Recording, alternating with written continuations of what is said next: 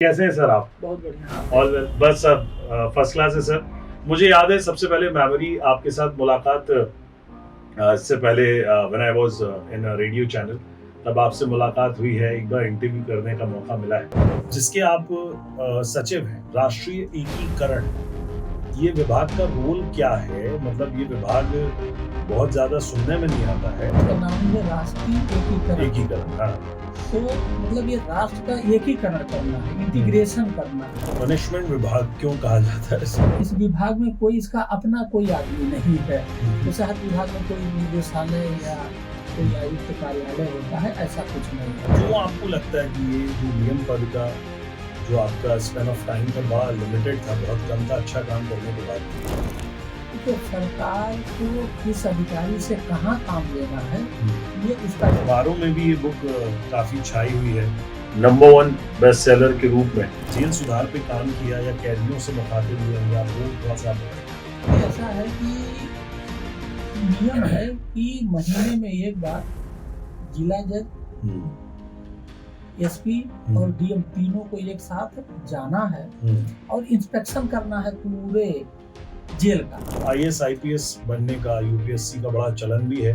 सो ऐसे एस्पिरेंट्स को आप क्या कहना चाहेंगे? देखिए, हमारे समय में तैयारी करना उतना आसान नहीं था जितना अब आसान है। सर, सोशल मीडिया पे मैंने देखा आप बहुत एक्टिव रहते हैं और एलन मस्क को लेकर आप काफी अपडेट्स डालते रहते हैं, तो आप क्या उनसे इन्फ्लुएंस हैं, अच्छे लगते हैं आपको? मैं एलन मस्क को पढ़ रहा था, पूछा कुछ ही आई से कि बताओ इनका विरोध कितना है, तो इनका बहुत बड़ा विरोध है। कई बार लोगों के अंदर एक एरोगेंट आ जाता है कि वो आ जाता है, कभी आपके अंदर आया कि आप तो डीएम जब डीएम बना तब डीएम महसूस करने लगा। सारे तमाम काम किए हैं, उस बुक में डायनेमिक डीएम में आपको पढ़ने के लिए मिलेंगे।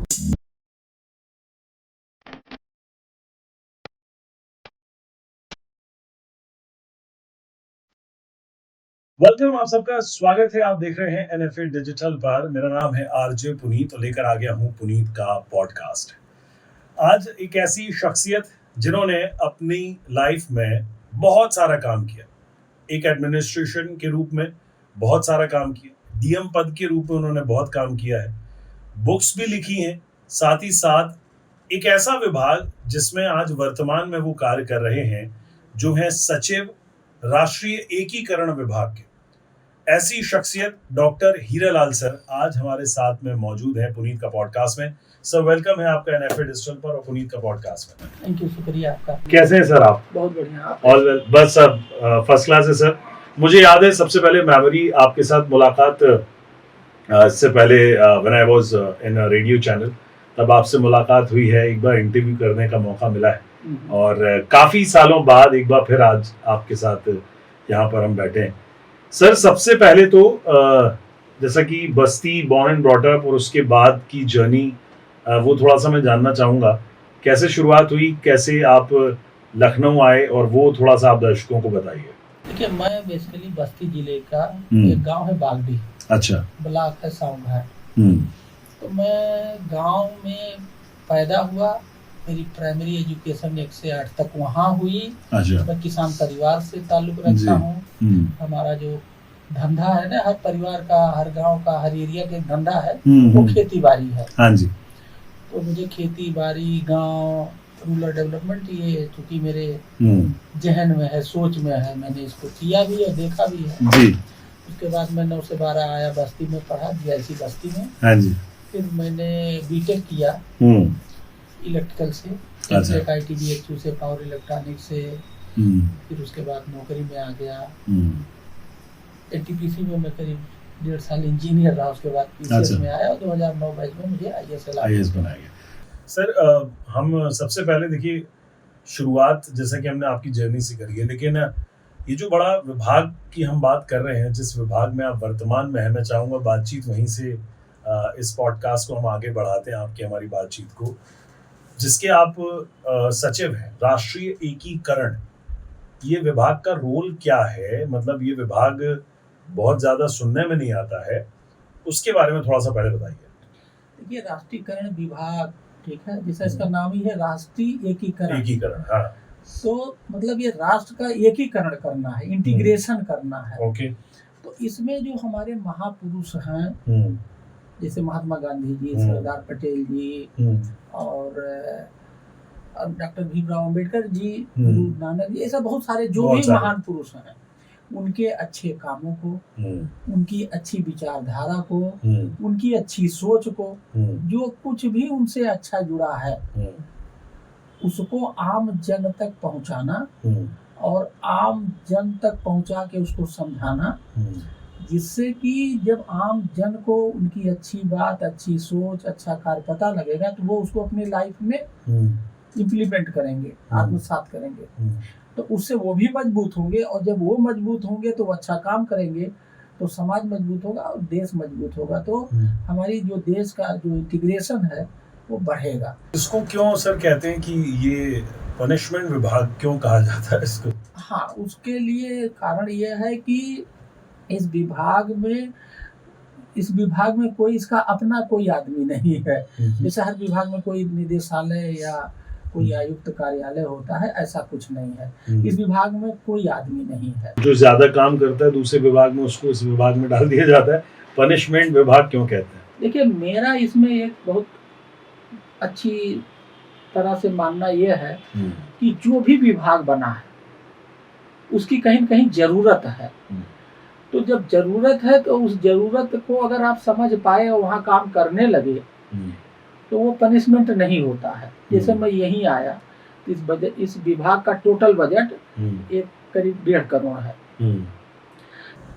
यहाँ कोई आदमी है नहीं, और जिला पंचायत अध्यक्ष की अध्यक्षता में एक कमेटी बनी है जिले में, उसमें कई अधिकारी है और MP, MLA और जिला अधिकारी, SP सभी लोग सदस्य हैं। इसमें हम लोग इस कमेटी के माध्यम से, जैसे कि 31 अक्टूबर को सरदार पटेल जी की जयंती मनाते हैं, उसके लिए 50,000 देते हैं। 14 अप्रैल के लिए आपका भीमराव अंबेडकर जी की जयंती मनाने के लिए 35,000 पर जिला देते हैं। महापुरुष भी फिक्स हैं कि ये इनका मनाना है? नहीं, देखिए फिक्स तो है, लेकिन इसमें आप जो भी अच्छा काम किए हैं, चाहे वो महापुरुष हो या कोई भी आम आदमी, जिससे समाज को फायदा पहुंचा हो, जिसका थोड़ा अच्छा स्केल हो। ये विभाग कब बनाया गया सर? ये बहुत करीब 60 में बना है। अच्छा, जो तक मुझे याद रहा है 1968 में बना। अच्छा, इतना पुराना विभाग है, मतलब बहुत इतना हाईलाइटेड नहीं रहता है, उतना नेम फेम नहीं मिलता इसको। हाँ, मेन फेम नहीं मिलता। इसके पीछे कारण यही है ना कि इस विभाग का कोई ना अधिकारी है ना कर्मचारी है, और इसका एक सेक्शन है, और उस सेक्शन में 4 लोग हैं, और बकिया जो ऊपर के लोग हैं वो या तो PCS होते हैं, IAS होते हैं, मतलब विभाग का कोई नहीं है। अब जब मैं यहाँ आया तो मैंने ये सब देखा तो मुझे लगा कि ये तो बहुत अच्छा विभाग है। जिस विभाग में सारे महापुरुष हों, जिस विभाग में महापुरुष और अच्छे काम करने वाले लोगों को प्रमोट करना हो, उनसे उनका जुड़ाव हो, कम पनिशमेंट कैसे हो सकता है? कोई नहीं सकता। तो इस पर अभी हमने कुछ इनिशिएटिव लिए हैं। अच्छा, जैसे वो समिति है उसको बदलने की कोशिश कर रहे हैं, क्योंकि जितनी भी कमेटियां बनी हैं वो जिलाधिकारी महोदय की अध्यक्षता में बनी है, क्योंकि जिलाधिकारी ही सारे प्रोग्राम को एग्जीक्यूट कर रहे हैं। उसको भी चेंज कर रहे हैं जिससे कि वो कमेटी इफेक्टिव हो।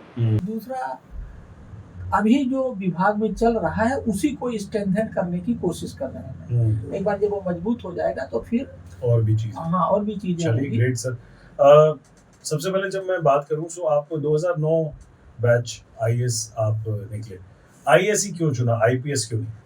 देखिए, IAS शुरू से ही ये जो एडमिनिस्ट्रेशन साइड है, यही चीजें, जैसे पुलिस को लेकर लोगों को डर लगता है। अगर गांव में पुलिस आ गई तो लोग डरते हैं, तो ये डर और भय और टेरर का वातावरण मुझे पसंद नहीं है। हम जो है खुले वातावरण में भाईचारे से, प्यार से रहने वाले, सोचने वाले, ये विचारधारा है जी।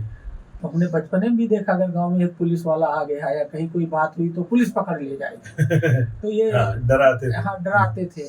तो वो सब चीजों से मुझे, क्योंकि मेरी सोच, बहुत सारे लोग ऐसे हैं वो कहते नहीं मैं तो पुलिस ही बनूंगा, थानेदार बनूंगा, लोगों की अपनी अपनी। बिल्कुल, आप DM पद पर भी थे और बांदा में आप DM पद पे थे 2018 से 2020 के बीच में, जैसा कि मैं देख रहा था रिसर्च में।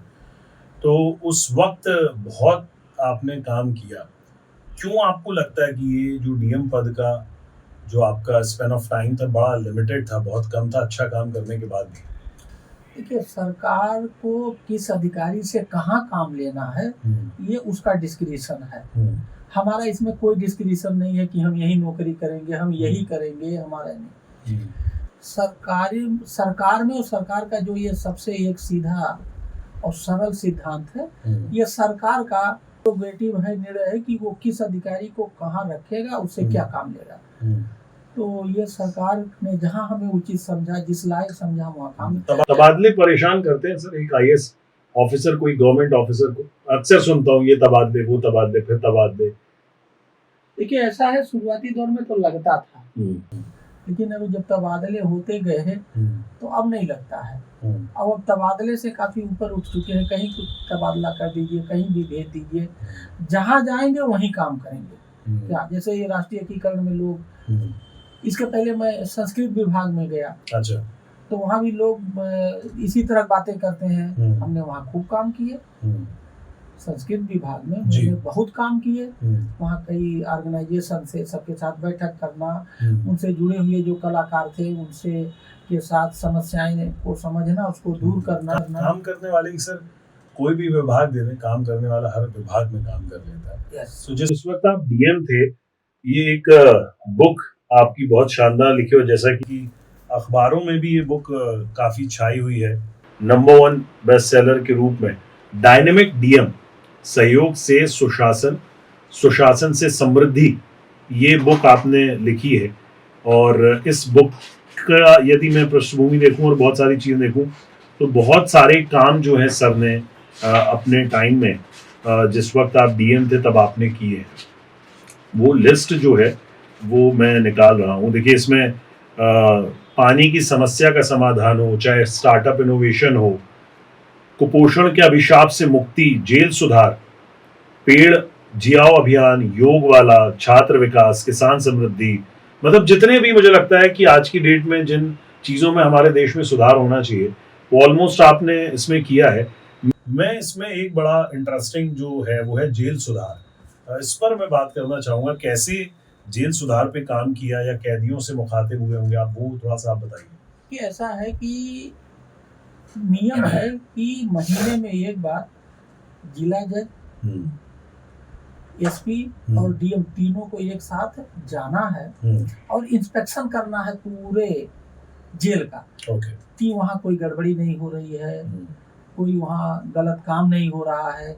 जो जेल को संचालित करने को, जेल को रन करने के लिए जो नियम बनाए हैं उसका पालन हो रहा है कि नहीं हो रहा है। ठीक है। और ये जेल है, जेल का नाम बदल, हिंदी में इसको क्या कहते हैं, सुधार गृह।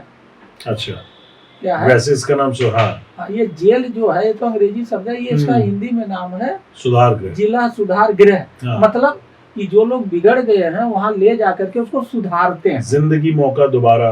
हाँ, मतलब कि वहाँ ले जाकर के उनकी बुरी आदतों को निकालते हैं उस जेल परिसर में, और जो अच्छी आदतें हैं उसे रिप्लेस करते हैं। तो जब हम वहाँ जाते थे तो मैंने देखा कि लोगों के चेहरे पे रौनक नहीं है, मायूस हैं, परेशान से लगते थे। तो ये बात मुझे अच्छी नहीं लगी। हमारा काम क्या है ये डीएम, कि लोगों के चेहरे पे जो परेशानी दिखती है, जो दिक्कतें दिखती हैं, उसको निकालो और उसे हंसाओ। रोते को हंसाना ही मेरी बेसिक ड्यूटी है। तो मैंने ये सोचा कि इसको जो है कुछ किया जाए। तो मैंने इसका स्टडी किया कि आखिर ये जेल सुधार में क्या क्या हो सकता है, तो क्या दिक्कत क्या है, जेल सुधार क्या है। वो हमने कहा ये गांव है, जैसे गांव होता फैला होता, इसे एक गांव है, उसमें जो बैरक थे 25-26 वो उसके मोहल्ले हैं। तो हमने बैरक को बनाया मोहल्ला और जेल को पूरा ये गांव माना। गांव में क्या है, गांव बाउंड्री नहीं होती है, कहीं भी घूमो, कहीं जाओ, कभी आओ। जेल में क्या है, वो बाउंड्री के अंदर ही रहना, यही सबसे बड़ी दिक्कत है। और हर चीज का नियम है, गांव में कोई नियम नहीं है उस तरह से, आप कभी घूमो कभी सो। तो फिर मुझे एक चीज और दिखता था कि उस समय ध्यान आता था कि किरण बेदी जी जो आईपीएस थी, उनका तिहाड़ जेल में जेल सुधार को लेकर बड़ा नाम था। तो हमने कहा अगर तिहाड़ जेल में सुधार करके मैडम अच्छा काम कर सकती हैं तो मैं क्यों नहीं कर सकता। तो मैंने फिर इस पर सुधारना शुरू किया। तो सबसे पहले मैंने क्या किया कि देखा कि ना दिक्कत क्या है। एक्चुअली क्या है, वो अपने मन से काम कर नहीं पाते हैं और दिन भर जो है उनके पास कोई काम नहीं है। दिन भर वो क्या करना है, वो उनका उसमें कुछ उनके इंटरेस्ट का कोई काम खाली दिमाग और शैतान का होता। तो मैंने क्या किया, सबसे पहले तुम्हें 4 बजे उठाना शुरू किया। वहाँ मैंने योगा टीचर भेजा और हर बैरक से 4-4 कैदी को योगा सिखा दिया। अब हर कैदी हर बैरक में वो जो कैदी योगा सीखे, सब पूरे बैरक को 4 बजे उठाते थे। 5 बजे से योगा, 1 घंटा सुबह योगा होने लगा। अब जब कैदी सुबह उठेगा और योगा करेगा तो उसके अंदर वो जो बीमारी वैसा फ्रेश हो जाएगा। तो पहला काम यहाँ से मैंने शुरू किया कि उनकी हेल्थ ठीक हो जाए। बिल्कुल सही। जो उठता है योगा करेगा ठीक। दूसरा काम क्या किया कि वहाँ कल्चरल एक्टिविटी करने का क्या होता है, हम लोग उठ जाते हैं, पिक्चर देखने जाते हैं, तो वहाँ एक बहुत बड़ा मंच था जिस पर हम लोग बैठ के करते थे। तो सप्ताह में 1 दिन हमने कहा कल्चरल प्रोग्राम होगा 3 जगह, 3 घंटे का, 2 घंटे। उनका टैलेंट निकल के आ गया। तो जिसके अंदर जो टैलेंट था, अच्छा वो सारे इंस्ट्रूमेंट वहाँ रेडी थे, ढोल बजाना ये सब चीजें थी। हाँ, सिंगर, नौटंकी, गाना, बहुत टैलेंट होता है। तो वीकली 1 दिन उन्हें, उस दिन हमने कहा इन्हें स्पेशल भोजन खिलाओ अच्छा। और जैसे मान लो 15-20 लोग प्रोग्राम कर रहे हैं तो 250-300 लोग या 500 लोग सामने बैठ के देख रहे हैं। तो अब हर आदमी के अंदर जो टैलेंट था उसकी वो पूरे वीक तैयारी करता था और 1 दिन दिखाता था, तो उससे भी वो प्रोडक्टिव होने लगा। ठीक है। फिर हमने कहा इनसे पूछो कि इनको कौन कौन खेल खेलना आता है। तो सबसे हमने चॉइस ले लिया खेल का, कोई फुटबॉल खेल रहा, कोई कबड्डी, जो भी वहाँ लोकल या गेम था। हमने कहा इसके लिए आपको चाहिए क्या, बैट बल्ला चाहिए, फुटबॉल चाहिए, जो भी चाहिए था वो मैंने अरेंज करा दिया। वो बहुत चीप होता, जेल के पास भी ऐसे पैसे होते, मैंने वो करा दिया। अब लोग अपने तरह का, अपने रुचि का खेल खेलने लगे। तो इसी तरह से मैंने 10-12 अभियान वहाँ शुरू किए। बहुत बढ़िया, ये दिख रहा है सर किताब में, और मैं डेफिनेटली आप सबसे कहूँगा कि ये बुक ज़रूर आप लोग पढ़ें। और बहुत ही खूबसूरत तरीके से इसमें सर ने जल संकट को लेकर भी और बहुत सारे तमाम काम किए हैं जो इस बुक में डायनेमिक डीएम में आपको पढ़ने के लिए मिलेंगे। सर जैसे कि आईएएस ऑफिसर, और आज भी आईएएस आईपीएस बनने का, यूपीएससी का बड़ा चलन भी है। सो ऐसे एस्पिरेंट्स को आप क्या कहना चाहेंगे? आज का यूथ आपके टाइम से और अब के टाइम में बड़ा चेंज है।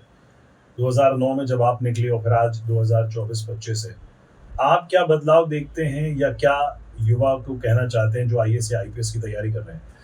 देखिए, हमारे समय में तैयारी करना उतना आसान नहीं था जितना अब आसान है। अच्छा। उसके पीछे कारण ये है कि अगर पढ़ना, क्या पढ़ा जाए, कैसे पढ़ा जाए, कितना पढ़ा जाए, इसके लिए आपको गाइडेंस चाहिए तैयारी करने के लिए। और फिर इसके लिए हम लोग तो लाइब्रेरी में जाके पढ़ते थे। ठीक है। अब जब ये सबके पास मोबाइल है और उस मोबाइल में इंटरनेट है, तो अब ये जितनी नॉलेज तैयारी के लिए ज़रूरत है वो ऑनलाइन उपलब्ध है। तो अगर जिसको इसकी तैयारी करनी है उसके पास मोबाइल है, गूगल है, बहुत सारे सर्च इंजन हैं। तो सबसे पहले मैं इसमें तो ये कहूँगा कि आप बहुत सारे जो आईएएस में सेलेक्ट हुए हैं इधर रिसेंट में, सब इंटरव्यू देते हैं, क्या पढ़ा, कैसे पढ़ा, क्यों पढ़ा, कौन पढ़ना चाहिए। आप पिछले 10 साल के 2-2, 3-3 इंटरव्यू देखिए, नोट बना लीजिए, आपके सब समझ में आ जाएगा। तो ये वैसे गाइडेंस मिल गई। दूसरा ये है कि अगर सारे अधिकारी मैक्सिमम सोशल मीडिया पे हैं, अगर आप उनसे अप्रोच करो कि सर हमें आपका गाइडेंस चाहिए और आप हमें गाइड कर दें, तो मैक्सिमम अधिकारी आपको सोशल मीडिया से कनेक्ट हो जाइए, रिक्वेस्ट करिए, 2-4 से आप रिक्वेस्ट करेंगे तो कोई न कोई आपको गाइडेंस कर देगा, मेंटरिंग कर देगा। क्योंकि ऐसा बहुत सारे अधिकारी करते हैं। तीसरी बात यह है कि इसमें अगर आपको कोई कोचिंग चाहिए, ऐसी बहुत सारी कोचिंग है फ्री की, जहाँ आपको पैसा नहीं लगेगा। मैं एक दिन पढ़ रहा था सर्च करके 2 साल पहले, तो 20 फ्री कोचिंग ऐसी है जो आईएएस या एडमिनिस्ट्रेशन में जाने की फ्री कोचिंग देती है। तो आप उनसे संपर्क करिए, 20 में से कोई न कोई आपको फ्री कोचिंग मिल जाएगी। तो फ्री कोचिंग मिल गया, एक सक्सेसफुल जो आईएएस है या उस सेवा में है उससे मेंटरिंग मिल गई। और तीसरे क्या पढ़ना, कैसे पढ़ना, उनके इंटरव्यू देख लो। और इसके लिए आपको कहीं जाना नहीं है। क्या आई थिंक अब 5 या 6 अटेम्प्ट ही मिलते हैं, है ना? हाँ, नहीं, वो तो कैटेगरी वाइज है। कैटेगरी वाइज है। और दूसरा मुझे लगता है कि आप इतने अटेम्प्ट्स करने के बाद यदि कहीं नहीं हो रहा है तो आप उसको दूसरा कुछ आप फील्ड चूज कर सकते हैं, उसको देख सकते हैं। तो बेसिकली कहीं यदि अटेम्प्ट कर रहे हैं, जितने भी अटेम्प्ट्स 5 या 6 अटेम्प्ट मिलते हैं, तो मुझे लगता है कि सर यदि आप नहीं निकल पा रहे तो आई थिंक कहीं ना कहीं दूसरी चीज पे आपको ट्राई करना चाहिए। हो सकता है शायद वो फील्ड आपके लिए ना हो, या नहीं तो क्योंकि आजकल जनरली बड़ा पेरेंट्स का भी प्रेशर हो गया है, बच्चों को भी बड़ा आजकल सरकारी नौकरी में ही क्यों आना चाहते हैं आज के लोग। सरकारी नौकरी में आने के बहुत सारे कारण हैं। एक तो यह है कि स्टेबिलिटी है, प्राइवेट में क्या है निकाल दिए जाते हैं। यहाँ है लेकिन सर आजकल सरकारी नौकरी भी ना मुझे लग रहा है प्राइवेट जॉब की तरह ही उतना टाइट शेड्यूल और वो सब चीजें हो गई। नहीं, फिर भी उसके कंपैरिजन में यहाँ रिलैक्स, हाँ रिलैक्स जो टेन्योर सिक्योरिटी है ना, जिसको कहते हैं परमानेंट, वो है। यहाँ उतना आसान फायरिंग नहीं है। अच्छा, हाँ, अच्छा। अगर आप बहुत गलत नहीं किए हैं, एक बात। दूसरा यह है कि फ्रीडम, जैसे वहाँ क्या है, वहाँ तो आप एक तरह से बिल्कुल परफॉर्मेंस बेस्ड और बहुत तरह के पैरामीटर पे आपको टारगेट पूरा करने हैं। यहाँ इस तरह का, चूंकि ये सोशल सेक्टर है, कमर्शियल सेक्टर नहीं है, और सोशल सेक्टर में क्वालिटेटिव ज्यादा होता है, क्वांटिटेटिव कम होता है। तो इस तरह से अच्छा क्या है, सरकारी आदमी का हमारे देश में सरकारी तंत्र का एक अलग से सोशल वैल्यू है।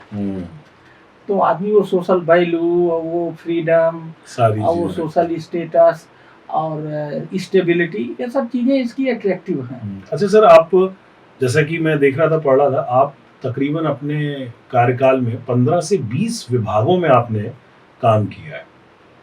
आपको क्या लगता है कि ये विभाग अपग्रेड हो गए हैं, करप्शन कहीं ना कहीं लेस हुआ है, या अभी भी जुगाड़ से काम चल रहा है? देखिए, ऐसा है कि ये जो ऑनलाइन हुआ, अब मैक्सिमम चीजें ऑनलाइन हो गई, आपको कहीं जाना नहीं है, बिल्कुल, उसे करप्शन तो घटा है, ठीक है, अगर ये देखा जाए तो घटा है। लेकिन करप्शन एक ऐसी चीज है ना, ये घटेगा तो कुछ दूसरे रूप में दिखने लगता है, ठीक है। तो बहुत सारी चीजें, अगर कोई चीज जाती है तो उसका कोई न कोई बाई प्रोडक्ट देके मतलब आता भी है।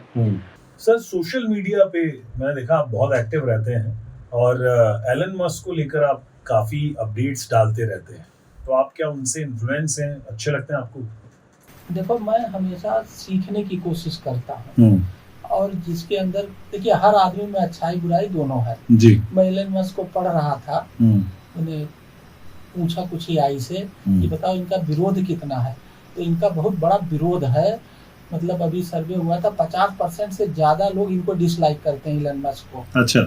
लेकिन ये तो ये उनका निगेटिव पहलू, पॉजिटिव पहलू का, एलन मस्क सबसे बड़े इनोवेटर, सबसे बड़े धनी, सबसे बड़े जो है टेक्नोलॉजिस्ट, सबसे बढ़िया जो है बिजनेसमैन, और सबसे बड़ा नेता। तो ये ऑल इन वन, मैं ये समझने की कोशिश कर रहा हूँ पढ़ के कि आखिर इनको डिसलाइक तो 50% से ज्यादा करते हैं, और लेकिन इसके बाद भी इतनी क्वालिटी एक आदमी में एक साथ देखने को नहीं मिलता। तो मैंने इनका जो है एक किताब है उसको खरीदा, और मैं उसमें करीब 11 चैप्टर हैं, तो मैं 10 चैप्टर पढ़ चुका। तो मुझे उसमें उनकी बहुत सारी चीजें मिली जिससे मुझे बहुत सीखने को मिला। क्या कि आप जो काम करो उस पर अपने आप को खपा दो, रिस्क लो, ठीक है, कंटिन्यूअस पढ़ने की कोशिश करो। तो मुझे उससे काफी लर्निंग हुई। और ये जो हम लोग, हमारे यहाँ क्या है ना, हम सोचते हैं कि हम पढ़ाई करें और डिग्री ले लें तो नौकरी मिल जाए। ये जो सोच है, हम पढ़ते क्यों नौकरी के लिए, बहुत खतरनाक सोच है, और इससे हमारा जो है प्रोग्रेस बहुत बाधित हो रहा है जी। हम कोई चीज पढ़ते हैं तो उससे नॉलेज मिलता है, और नॉलेज इज पावर। तो हर आदमी को लगातार पढ़ते रहना चाहिए। क्या पढ़ना चाहिए? जिसमें उसकी रुचि हो, जो वो पसंद करता हो। बिल्कुल। एक और मेरे मन में बात आई सर, अक्सर हम देखते हैं जैसे कि आपने बहुत सारे विभागों में काम किया हुआ है, लेकिन कहीं ना कहीं मुझे जो पर्सनली फील होता है, आपस में विभागों का कोऑर्डिनेशन जो है वो कहीं ना कहीं वीक है। What do you think about that? हाँ देखिए कोऑर्डिनेशन ठीक मतलब ये वीक है। जैसे जिले में क्या है 80 विभाग हैं, उत्तर प्रदेश में कुल 80 विभाग हैं, तो वहाँ डीएम का काम ही केवल कोऑर्डिनेशन का है, विभिन्न विभागों के साथ कोऑर्डिनेशन करना। तो कहीं जैसे डीएम और कमिश्नर जो एक प्रणाली आई उसमें भी छटपटाहट या कहीं कोई दिक्कत है? नहीं, अब जैसे कमिश्नर का भी रोल है, वो पूरे मंडल में कोऑर्डिनेशन करता है। स्टेट लेवल पे चीफ सेक्रेटरी का ये रोल है कि यहाँ भी बहुत 80 विभाग हैं, तो ये दूसरे विभाग में कोऑपरेशन अच्छा हो, कोलैबोरेशन अच्छा हो, एक दूसरे ये दोनों मिलके अच्छा काम करें। तो ये जो कुछ फ्रिक्शन या इस तरह के जो दिक्कतें आती हैं वो कोऑर्डिनेशन की, तो चीफ सेक्रेटरी साहब सबकी बैठक विभागों के, अगर 2 विभाग है तो बैठक होती रहती है। ओके सर, एडमिनिस्ट्रेशन में होना, एक पद पे होना और पद पे होते होते बेदाग रहना कितना जरूरी है? क्योंकि बहुत से लोग तो दाग के साथ भी इस पद को सरवाइव कर जाते हैं, लेकिन आपकी जिंदगी में एक बेदाग रहना और इस पद पे रहना कितना आपके लिए मायने रखता है? बहुत मायने रखता है। इसके हमारे बहुत सारे उदाहरण हैं। देखिए आप चले जाइए, आज छोड़िए पुराना, इसको बैक हिस्ट्री में जाइए, बहुत से लोग रहे और रिटायर हुए या इस दुनिया में नहीं है, लेकिन जैसे सरदार पटेल जी हैं, उन्होंने भी काम किया लेकिन छवि बेदाग है, आज भी उतने ही रिलेवेंट हैं, आज भी उनकी पूजा होती है, ठीक है। महात्मा गांधी जी, ठीक है, उनकी छवि अपने को मतलब बेदाग है एक तरह से कहा जाए। अम्बेडकर जी हैं। तो पब्लिक जीवन में बेदाग होना बहुत जरूरी है। देखिए पोस्टिंग माने नहीं रखता है कि आप किस पोस्ट पे हैं, उस पोस्ट पे रह के आपने क्या किया है ये माने रखता है। उसमें बेदाग होके अगर आपने किया तो 4 चांद लग जाते। आप इतनी बड़ी बड़ी पोस्ट पे रहे, डीएम रहे, बहुत सारे विभागों में रहे, कई बार लोगों के अंदर एक एरोगेंट आ जाता है, एक ईगो आ जाता है। कभी आपके अंदर आया कि यार मैं तो डीएम हूँ, पावर का कभी वो? नहीं, मुझे नशा नहीं है, मैं बल्कि जब डीएम बना तो मैं कमजोर महसूस करने लगा। अच्छा। कि भाई देखिए कमजोरी क्या होती है, अगर कोई चीज आपको करना चाहिए आप नहीं कर पा रहे, उसका मतलब आप कमजोर हो। अब जब डीएम एक जिले में जाता है तो जिले की जितनी समस्या है उसको हल करना किसकी जिम्मेदारी है? डीएम की। अगर वो नहीं कर पा रहा तो वो मजबूत है या कमजोर है? कमजोर है। बिल्कुल। तो मैं तो इस नजरिए से सोचता हूँ। एरोगेंस और ये सब आई एम वेरी सिंपल। आजकल यूथ बात करते हैं सर, मतलब जैसे कि हम बात कर रहे थे गवर्नमेंट डिपार्टमेंट में होना या गवर्नमेंट नौकरी होना एक अपने आप में बहुत बड़ी चीज होती है और हर किसी की ख्वाहिश होती है, लेकिन कॉर्पोरेट में सर यदि मैं उसको बड़ी शुद्ध भाषा में कहूँ, जिसे हम चाटुकारिता कहते हैं, कितनी जरूरी हो गई आज की डेट में? देखिए इसको आप चाटुकारिता शब्द कह रहे हो, ये थोड़ा सा अच्छा नहीं माना जाता, निगेटिव है। लेकिन ये इसका होता ना कि किसी चीज को ये कहते हैं ना, आधा गिलास भरा है और आधा गिलास खाली है। तो ये जो आधा गिलास खाली है ये तो हो गया चाटुकारिता, निगेटिव हो गया। और ये आधा गिलास भरा बात वही है, तो मतलब उसको आप बात को पॉजिटिव बोलो, ठीक है ना। अब ये होता क्या है, बहुत सारे लोगों को चाटुकारिता पसंद होती है, उनका बाय नेचर उनको पसंद होता है। बहुत चलता है। हाँ बहुत चलता है। अब अगर उनसे आपको काम निकलवाना है या उनसे परफॉर्मेंस लेनी है तो उनकी उस ईगो को या उनके उस हैबिट को आपको मसाज करना पड़ेगा। तो ये मैनेजमेंट का ये भी एक टेक्निक है कि सामने वाला, इसीलिए मैनेजमेंट में पहले सामने वाले के पर्सनालिटी का स्टडी किया जाता है कि वो चाहता क्या है, वो उसके अंदर क्या अच्छाई है क्या बुराई है। तो आई थिंक मुझे लग रहा है मैनेजमेंट को पढ़ाना चाहिए कि कैसे बॉस को खुश रखें। बहुत जगह पढ़ाया ही जाता है हाउ टू मैनेज बॉस, तो होना ही चाहिए। बॉस को अगर मैनेज रहेगा तो फ्रिक्शन कम होगी तो प्रोग्रेस अच्छी होगी। बॉस इज ऑलवेज राइट, मतलब मुझे कहा भी गया है, ठीक नहीं लगती है जिसने भी लाइन लिखी है, वो ढूंढ रहा हूँ मैं उसको कौन है। वो मुझे भी ठीक नहीं लगती है, लेकिन प्रैक्टिकली कई जगह पे ये लागू है क्या। जैसे हमारे यहाँ आईएएस में भी ये काफी लागू है क्या, हमने जो कह दिया वही सही मेरा वचन ही मेरा शासन बहुत सही है। वो काफी इसको लेकर के बहुत परेशानी भी होती है, राइट। लेकिन वो वही है, फिर आदमी मैनेज करता है। चलिए, प्रकृति का निर्णय है और ये चीजें चलती रहेंगी। सर बहुत मजा आया आपसे बातचीत करके, आपकी जर्नी डीएम पद को लेकर भी हमने बात करी और जिस तरीके से आपने काम किया है, और एक बहुत अच्छा क्रक्स या कंक्लूजन कहूँ, एडमिनिस्ट्रेशन पद पे होना एक बड़ी बात है, लेकिन बेदाग होना उससे भी ज्यादा बड़ी बात है। उसका आप जीता जागता एक बहुत बड़ा मिसाल है हम सबके सामने। Thank you so much sir, हमसे जुड़ने के लिए और हमसे बातचीत करने के लिए। शुक्रिया आपकी जो है यहाँ वार्ता करने के लिए और एक अच्छी वार्ता करने के लिए। थैंक यू आपका। Thank you so much sir. सो आप भी जीवन में किसी भी पद पर क्यों ना हो या किसी भी काम में क्यों ना हो, गुडविल, साख बहुत जरूरी है। बेदाग निकलें, साफ सुथरा काम करें तो डेफिनेटली आप परचम लहराएंगे। देखते रहिए NFA डिजिटल, ऐसी ही बातचीत और हमारे साथ में हमारे लखनऊ के गेस्ट इस चैनल पर जुड़ते रहेंगे। मेरा नाम है RJ Puneet. Thank you so much. शुक्रिया सर। थैंक यू, नमस्कार आपका, धन्यवाद।